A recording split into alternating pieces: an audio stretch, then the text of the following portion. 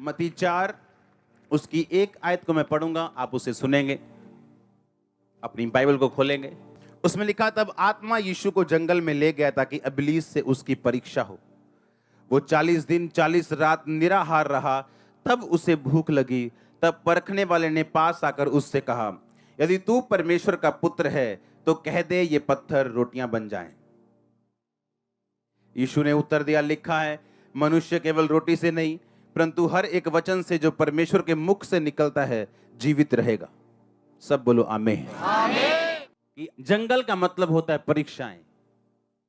जंगल का मतलब होता है ऐसा स्थान जहां आपका विश्वास परखा जाएगा, आपको टेस्ट किया जाएगा, आपकी जेन्युइनिटी को परखा जाएगा।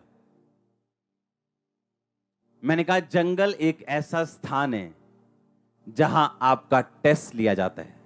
यह एक ऐसा स्थान है जहां आपकी जेन्युइनिटी को परखा जाता है। आप सच्चे क्रिश्चियन हो या नहीं सिर्फ इसी जंगल में ही पता लग सकता है। और बाइबल कहती जंगल में लेके जाने वाला यीशु मसीह को शैतान नहीं था बल्कि उसी परमेश्वर का आत्मा था जिससे वो जन्मा था। परमेश्वर की आत्मा ने, बाइबल में लिखा, मत्ती में पढ़ते हैं तो थोड़ा अलग लिखा, लूका में पढ़ते हैं, अलग अलग पुस्तकों में पढ़ते हैं तो उसमें लिखा फोर्सफुली, धक्के के साथ पवित्र आत्मा ने यीशु मसीह को जंगल की ओर भेजा। धक्का दिया उसको, फोर्स किया उसको कि तू जा जंगल में ताकि इब्लीस से तेरी परीक्षा हो। कई बार परमेश्वर आपकी अगुवाई करता है इन जंगल के स्थानों में, परीक्षाओं में, सताव में, दुखों में, आपको नीचा करने के लिए नहीं, आपको गर्म रखने के लिए, स्ट्रांग करने के लिए, नए लॉन्च पैड से एक नई ऊंचाई तक आपको लॉन्च करने के लिए, आपको स्ट्रांग करने के लिए। आप नाश नहीं होंगे, आप यीशु मसीह के लहू के साथ खरीदे गए हैं। बाइबल कहती है कि 40 दिन और 40 रात वो निराहार यानी कुछ नहीं खाया उसने। और लिखा जब ये 40 रोजे बीत गए तब उसे भूख लगी। और परखने वाले ने कहा, ये पत्थरों को बोलिए क्या बन जाएं। 40 दिन के बाद ही क्यों, 30 दिन के बाद क्यों नहीं? उसे भूख 10 दिन के बाद क्यों नहीं लगी, 15 दिन के बाद क्यों नहीं लगी, 40 दिन के बाद ही क्यों? लेकिन जब रोजे बीत गए तो उसे भूख लगी और परखने वाला उसकी परख करने के लिए आया। वो कब आया? जब 40 रोजे खत्म हो चुके थे और उसको मालूम था कि अब ब्लेसिंग, वो सामर्थ, वो अभिषेक बहुत नजदीक है। वो सिर्फ इतना नजदीक था कि यीशु मसीह के परखे जाने के बाद वो रिलीज होने वाले था यीशु मसीह के ऊपर।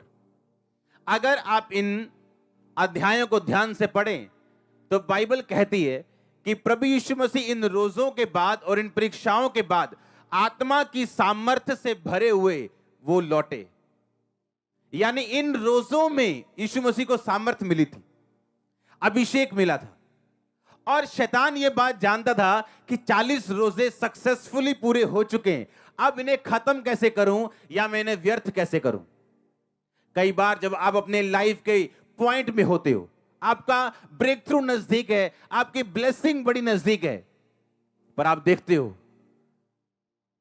कि ये क्या हो रहा है, ये मुश्किल मुझे क्यों आ रही, ये ऐसा मेरे साथ क्यों हो रहा है, ये ट्रबल अब मुझे क्यों आ रहा है। वो इसलिए कि शैतान देख चुका है कि आप पे ब्लेसिंग सिर्फ अब 1 इंच का फासला रह चुका है।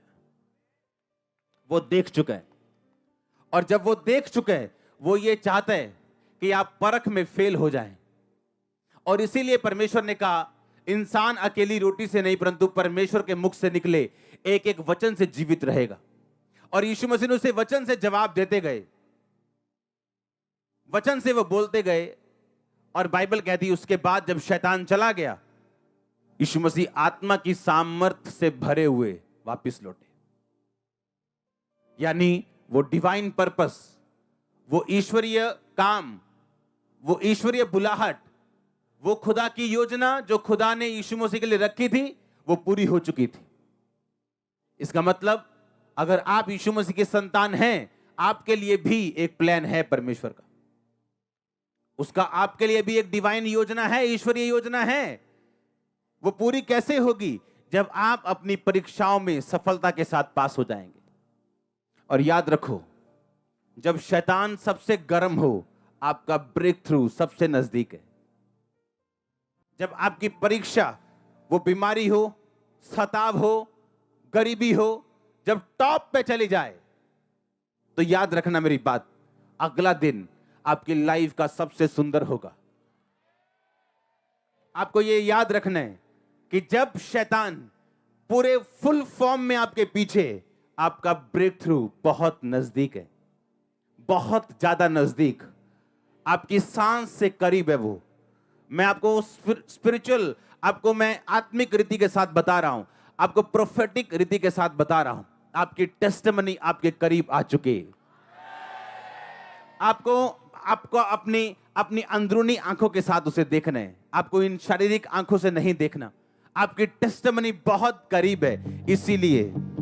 इसीलिए शैतान डरा हुआ है, इसीलिए वो घबराया हुआ है। वो आपको डिस्ट्रैक्ट करना चाहता है, आपको आकर्षित करना चाहता है, आपके ध्यान को भटकाना चाहता है। पर आपको कूल रहना है, बी कूल रहना है, कूल बेबी। क्या करना है? कूल रहना है, कूल, क्योंकि टेस्टिमनी बहुत बड़ी आने वाली है आपकी।